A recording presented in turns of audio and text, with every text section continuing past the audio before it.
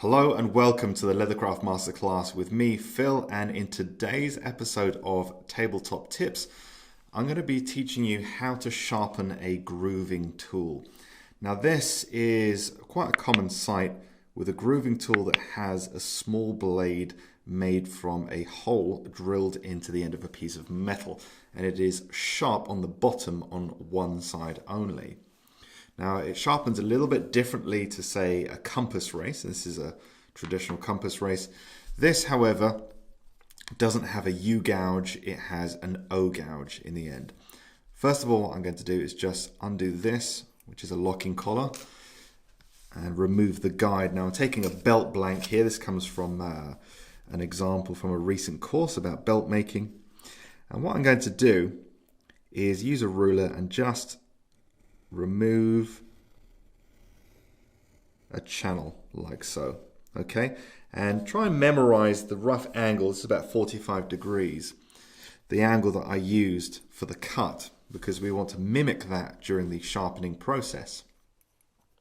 Now taking a piece of polishing compound, this is Dialux Vert de Paris, and it is used to polish hard metals such as steel, stainless steels, chrome, etc.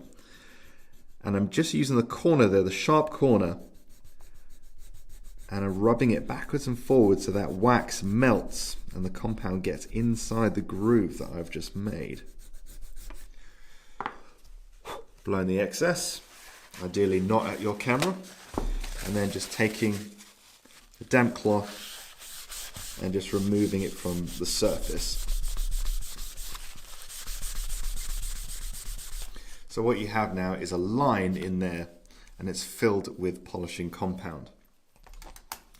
Now, taking our grooving tool, we're not going to be pulling back, we're going to be pushing forwards. And again, as I mentioned before, memorizing that rough angle that we had during the cut, which in this case was around 45 degrees, very lightly, not too firmly, I'm just going to push it forwards, okay? Don't press too hard first of all, otherwise you'll start to push that compound out. What we're doing is actually just pressing it in to the grain layer underneath, or the corium layer, more accurately.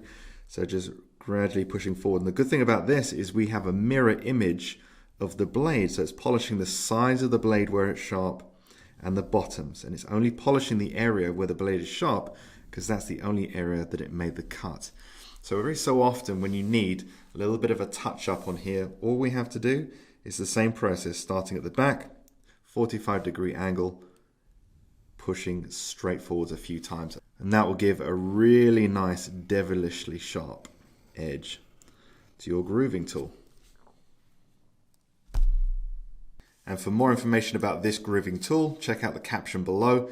And if you're looking to improve your leathercraft skills in fine leathercraft, check out leathercraftmasterclass.com, link in bio, where I have a number of topics on various different fine leathercraft projects.